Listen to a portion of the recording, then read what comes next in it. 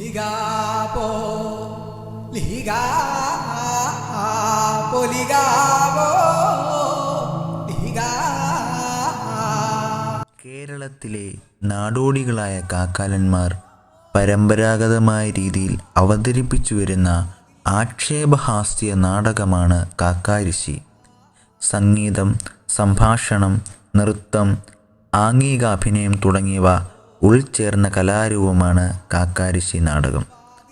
മധ്യ തിരുവിതാംകൂറിന് തെക്കോട്ടുള്ള പ്രദേശങ്ങളിൽ നിലനിന്നു പോന്നിരുന്ന ഒരു നാടൻ കലയാണിത്. മധ്യ തിരുവിതാംകൂറിൽ പാണന്മാർ, കമ്മാളന്മാർ എന്നിവരും തെക്ക് ഈഴവരും കുറവരുമാണ് ഇവ അവതരിപ്പിക്കുന്നത്.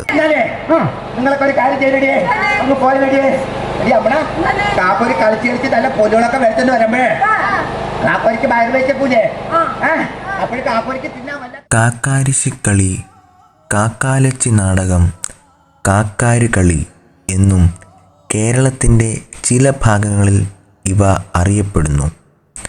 ശിവൻ, പാർവതി, ഗംഗ തുടങ്ങിയ പുരാണ കഥാപാത്രങ്ങളെ അടിസ്ഥാനമാക്കിയാണ് നാടകങ്ങൾ അരങ്ങേറുന്നത്. ഇവർ സമൂഹത്തിലെ ഏറ്റവും താഴ്ന്ന സമുദായമായ കാക്കാലന്മാരുടെ ഇടയിൽ ജനിക്കുന്നതായാണ് കഥയുടെ പ്രധാന ചട്ടക്കൂട്. ഇതിനോട് അനുദിനത്തിലെ കഷ്ടപ്പാടുകളും വിഷമതകളും മനുഷ്യൻ്റെ വിവിധ ഭാവങ്ങളും ചേർത്താണ് കഥയുടെ മറ്റ് ഭാഗങ്ങൾ രൂപപ്പെടുത്തുന്നത്. കാക്കാരുകളി ഇന്ന് 3 തരത്തിലാണ് അവതരിപ്പിക്കപ്പെടുന്നത്. തിരുവനന്തപുരത്തിനടുത്തുള്ള കല്ലറ, വിതുര, പേരയം എന്നീ ഗ്രാമപ്രദേശങ്ങളിൽ മലവേടരാണ് കാക്കാരുകളി അവതരിപ്പിക്കുന്നത്. നെടുമങ്ങാടും ആറ്റിങ്ങലും ഈ നാടോടി നൃത്തം കുറവരാണ് അവതരിപ്പിച്ചു വരുന്നത്. ഈ നൃത്തരൂപത്തിൽ ആകൃഷ്ടരായി ഈഴവരും നായന്മാരും കാക്കാരിശി നാടകം അവതരിപ്പിച്ചു വരുന്നതാണ് 3ാമത്തെ തരം. ഇവർ കൂടുതലായും നഗരപ്രാന്തങ്ങളിലാണ് നാടകം അവതരിപ്പിക്കുന്നത്. നെടുമങ്ങാടുള്ള കാക്കാരിശി കളിക്കാർ കുറവരും ഈഴവരും അടങ്ങിയ സംഘമാണെങ്കിൽ തിരുവല്ലായിലും പന്തളത്തുമുള്ള കാക്കാരിശി കളിക്കാർ പ്രധാനമായും നായർ സമുദായാംഗങ്ങളാണ്. ഈ കലാരൂപത്തിൻ്റെ ഉത്ഭവം തമിഴ്നാട്ടിൽ നിന്നാണ്. മലവേടർ അവതരിപ്പിക്കുന്ന കാക്കാരിശി വേടര് കളി എന്നറിയപ്പെടുന്ന ഒന്നിൽ നിന്നാണ് ഉത്ഭവം കൊണ്ടത്. കുറവർ അവതരിപ്പിക്കുന്നതിൻ്റെ പൂർവ്വരൂപമാകട്ടെ കുറത്തിക്കളിയും. എന്നാൽ മേൽപ്പറഞ്ഞ പൂർവ്വരൂപങ്ങളിൽ നിന്ന് കാക്കാരിശി കളിയിലേക്കുള്ള പരിണാമം എങ്ങനെയായിരുന്നു എന്ന് വ്യക്തമായ അറിവില്ല. ഗ്രാമപ്രദേശങ്ങളിൽ മാത്രം ഒതുങ്ങി നിന്നിരുന്ന ഈ കലാരൂപം നഗരങ്ങളിലുള്ളവരെയും ആകർഷിക്കുകയും കൂടുതൽ അന്യജാതിക്കാർ ഈ കലാരൂപത്തെ വളർത്താൻ സഹായിക്കുകയും ചെയ്തിട്ടുണ്ട്.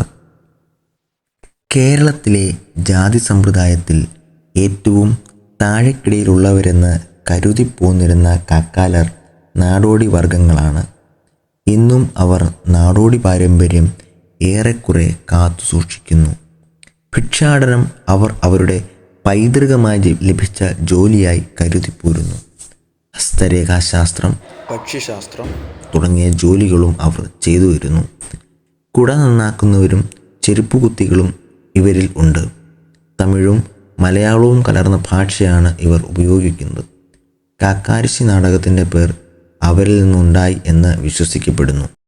കാക്കാന്മാർ കത്തുന്ന പന്തവുമായി സദസ്യരുടെ ഇടയിലെ അരങ്ങിൽ പ്രവേശിക്കുന്നതോടെ കളി ആരംഭിക്കുന്നു.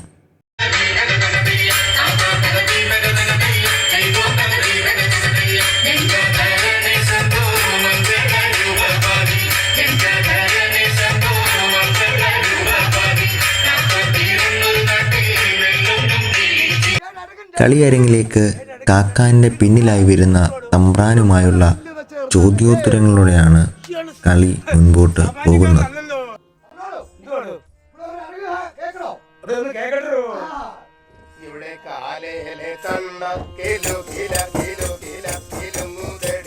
കളിയിലെ കഥാസന്ദർഭത്തിനനുസരിച്ച് സ്വന്തം രീതിയിൽ കാക്കാൻ പുരാണ കഥാഖ്യാനം നടത്തുന്ന പതിവും കാക്കാരശ്ശി നാടകത്തിന് ഉണ്ട്. വന്ദന ഗാനത്തോടെയാണ് നാടകം തുടങ്ങുന്നത്. തുടർന്ന് കാക്കാലൻ പ്രവേശിക്കുന്നു. കയ്യിൽ ഉയർത്തിപ്പിടിച്ച പന്തവുമായി താളം ചവിട്ടിക്കൊണ്ടാണ് കാക്കാലൻ്റെ വരവ്. ചോദ്യക്കാരനായി വേദിയിൽ തമ്പുരാനുണ്ടാകും. തമ്പുരാൻ്റെ ചോദ്യവും കാക്കാലൻ്റെ വിശദീകരിച്ച മറുപടിയുമാണ് നാടകം മുൻപോട്ട് കൊണ്ടുപോകുന്നത്. പാട്ടും നൃത്തവുമായി അരങ്ങു തകർത്തുകൊണ്ടാണ് നാടകം പുരോഗമിക്കുന്നത്. സാമൂഹ്യ വിമർശനം, ആക്ഷേപഹാസ്യം എന്നിവ കാക്കാരശ്ശി നാടകത്തിൻ്റെ മുഖ്യ ഘടകങ്ങളാണ്. പിടിച്ച പാമ്പു കൊത്തിയല്ലോ, എന്നെ കൊത്തിയല്ലോ, ഞാനും ചത്തുപോകാതിവിടെ രക്ഷ ചെയ്തിടണേ. വേന്തിരൻ തുടങ്ങിയുള്ള പാമ്പ്